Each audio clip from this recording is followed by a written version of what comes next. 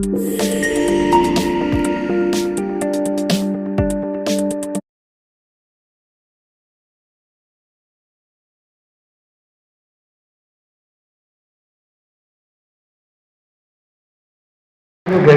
వెంకట శేషశాస్త్రి గారి 44వ పురస్కార గ్రహీత అయినటువంటి చిరంజీవి పరిమి శ్రీరామనాథ్ గారికి నా నిండు మనస్సుతో అభినందనలు తెలియజేస్తాను.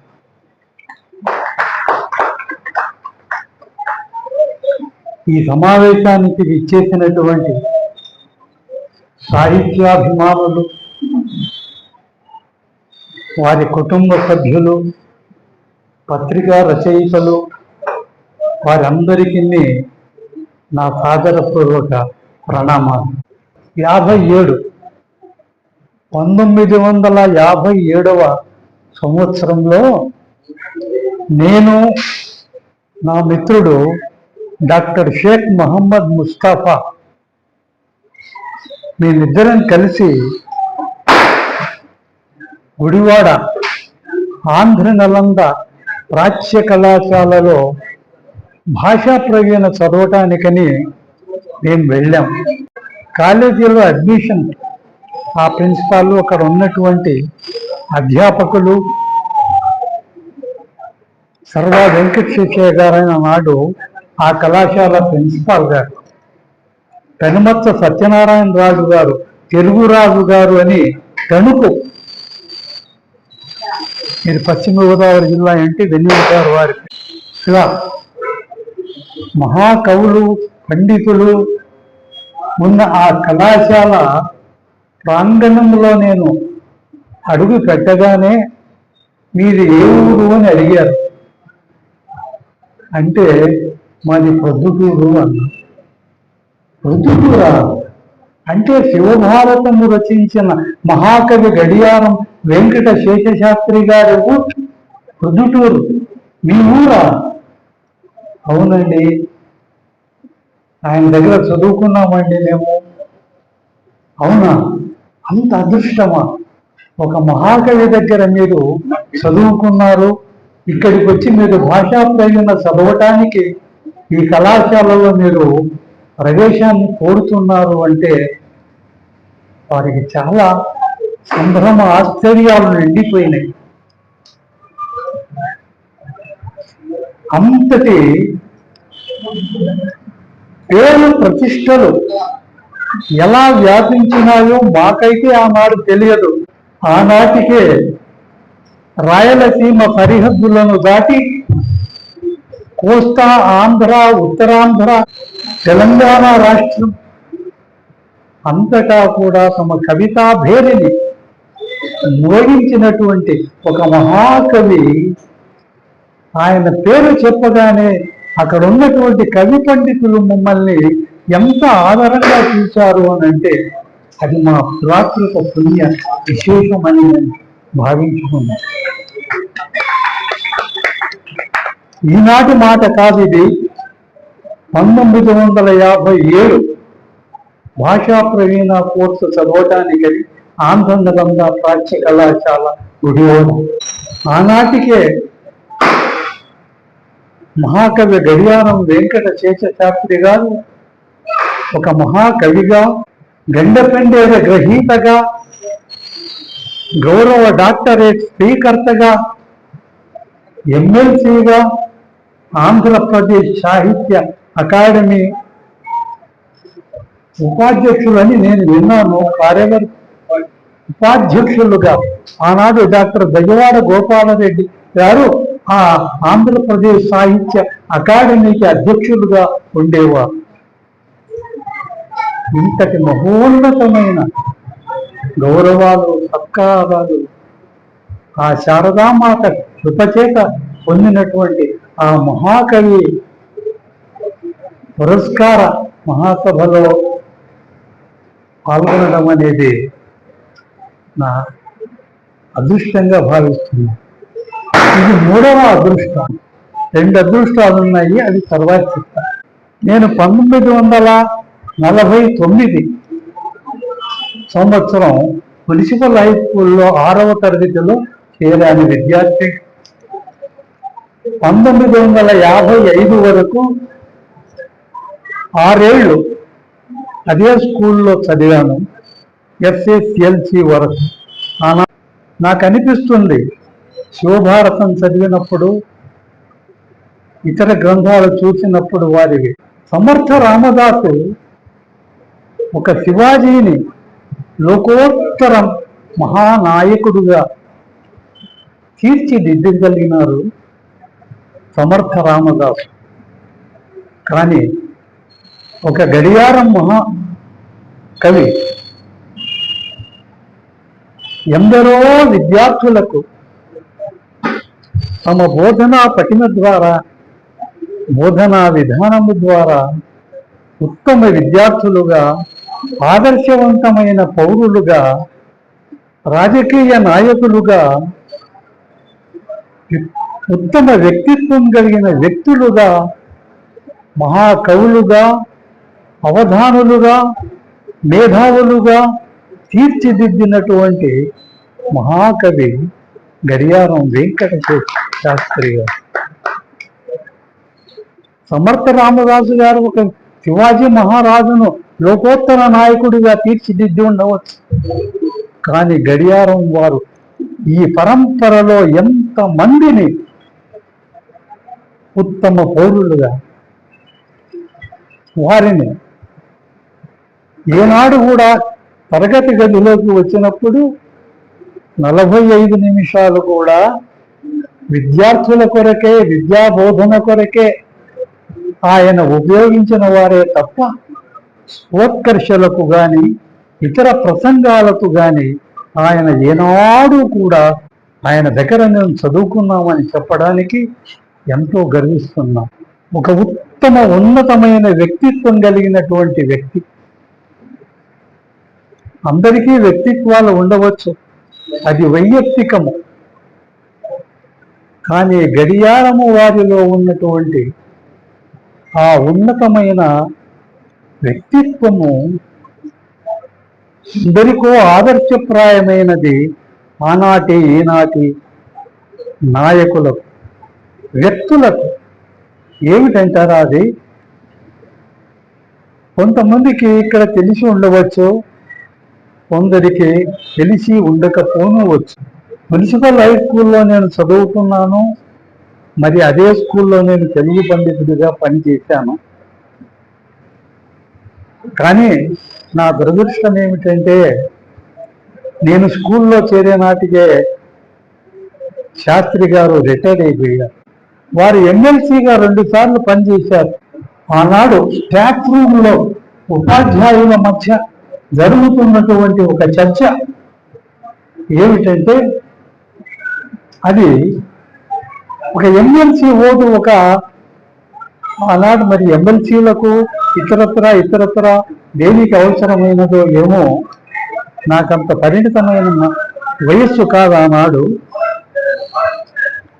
ఆ ఎమ్మెల్సీ ఓటు కోసము కొంతమంది వెళ్ళి సంచులు తీసుకెళ్ళి అక్కడ పెట్టి తాము వచ్చినటువంటి పనిని చెప్పారు. నేను విన్నది అక్కడ స్టాఫ్ రూమ్లో జరిగిన చర్చ, ఉపాధ్యాయుల మధ్య ఆయన వ్యక్తిత్వాన్ని గూర్చి చెప్పుకున్నటువంటి, నాయన ఆ సంచులు బయట పెట్టేశారండి నాయన, మీరు ఆ సంచులు బయట పెట్టేశారండి, తర్వాత విషయం మనం మాట్లాడుకుందాం. ఇది మహాకవి గడియారం వెంకట శేష శాస్త్రి గారి మహోన్నతమైన వ్యక్తిత్వానికి ఒక పరాకాష్ఠ. అంతటి మహా వ్యక్తి గడియారం వెంకట శాస్త్రి గారు. వారి పాండితీ ప్రాగల్భ్యాన్ని, కవితా వైభవాన్ని గూర్చి చెప్పడానికి నేను ఏ తన్మాత్రుడను, భోగీషుడో దానికి తగిన వ్యక్తి. ఈ పురస్కార ప్రదాన సభలో పాల్గొనే 3వ అదృష్టం ఇది అన్నాను. మరి గడిచిన 2 అదృష్టాలు ఏమిటి అంటే, మహాకవి భూతపురి సుబ్రహ్మణ్య శాస్త్రి గారి కృష్ణ భారతానికి ప్రథమ పురస్కారం అందుకున్నారు. రెండవది మధునా పంతుల వారు. మూడవ పురస్కార గ్రహీత నా కవితా గురు బండ్ల వెంకటరమణయ్య గారికి వారు రచించిన మంజీర విలాస కావ్యానికి పురస్కారం లభించింది. అప్పుడు నన్ను ఆ మంజీర విలాస కావ్య సమీక్షకుడిగా నన్ను ఆహ్వానించారు. ఆ రోజుల్లో ఈ రచనా సాహిత్య వేదిక కడపలో ఉండింది. ఈ మధ్యకాలంలో పొద్దుటూరుకు వచ్చింది, అది కడపలో ఉండింది. రామకృష్ణ సమాజం చెన్నూరు బస్టాండ్లో అక్కడ సభ ఏర్పాటు. నా జన్మ ధరించిందండి. ఎందుకంటారా, ఆనాటి సభకు అధ్యక్షత వహించిన వారు అవధానం చంద్రశేఖర శర్మ గారు. ముఖ్య అతిథిగా విచ్చేసిన వారు సరస్వతి పుత్ర నారాయణాచార్యుల వారు.